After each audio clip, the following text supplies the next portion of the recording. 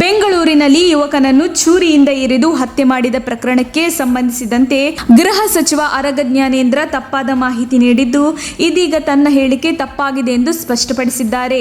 ಸುದ್ದಿಗಾರರೊಂದಿಗೆ ಮಾತನಾಡಿದ ಸಚಿವರು, ಬೆಂಗಳೂರಿನ ಜೆಜೆ ನಗರದಲ್ಲಿ ದಲಿತ ಯುವಕ ಚಂದ್ರು ಎಂಬಾತನನ್ನು ಉರ್ದು ಮಾತನಾಡಲಿಲ್ಲ ಎಂದು ಕೊಲೆ ಮಾಡಲಾಗಿದೆ. ಕೊಲೆ ಪ್ರಕರಣ ಸಂಬಂಧ ಪೊಲೀಸರು ತನಿಖೆ ನಡೆಸುತ್ತಿದ್ದಾರೆ ಎಂಬುದಾಗಿ ಹೇಳಿದ್ದರು. ಮೃತ ಚಂದ್ರ ಜೆಜೆ ನಗರಕ್ಕೆ ಬೈಕ್ನಲ್ಲಿ ಸ್ನೇಹಿತ ಸೈಮನ್ ನನ್ನು ಕೂರಿಸಿಕೊಂಡು ಹೋಗಿದ್ದಾನೆ. ಈ ವೇಳೆ ಅಪರಿಚಿತರ ಯುವಕರ ಬೈಕ್ಗೆ ಚಂದ್ರುವಿನ ಬೈಕ್ ತಗುಲಿದೆ. ಪರಿಣಾಮ ಎರಡು ಗುಂಪಿನ ನಡುವೆ ಮಾತಿನ ಚಕಮಕಿ ನಡೆದು ಹತ್ಯೆ ನಡೆಸಲಾಗಿತ್ತು.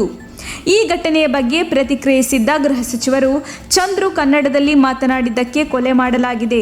ಘಟನೆ ಸಂಬಂಧ 4 ಆರೋಪಿಗಳ ಪೈಕಿ 3 ಆರೋಪಿಗಳನ್ನು ಬಂಧಿಸಲಾಗಿದೆ ಎಂದು ಹೇಳಿದ್ದರು ಎನ್ನಲಾಗಿದೆ. ಪ್ರಕರಣವನ್ನು ಸರಿಯಾಗಿ ತಿಳಿದುಕೊಳ್ಳದೆ ಗೃಹ ಸಚಿವರು ಬೇಜವಾಬ್ದಾರಿಯ ಹೇಳಿಕೆ ನೀಡಿದ್ದರು. ಇದೀಗ ಕೊಲೆಯ ಬಗ್ಗೆ ಕಮಿಷನರ್ನಿಂದ ಮಾಹಿತಿ ಪಡೆದಿರುವೆ. ಚಂದ್ರು ಕೊಲೆಗೆ ಬೈಕ್ ಗಲಾಟೆಯೇ ಕಾರಣ. ನನ್ನ ಹೇಳಿಕೆ ತಪ್ಪಾಗಿ ತಕ್ಷಣದ ಮಾಹಿತಿ ಆಧಾರದ ಮೇಲೆ ಹೇಳಿದ್ದೇನೆ ಎಂಬುದಾಗಿ ತಮ್ಮ ಹೇಳಿಕೆಯ ಬಗ್ಗೆ ತಪ್ಪೊಪ್ಪಿಕೊಂಡಿದ್ದಾರೆ.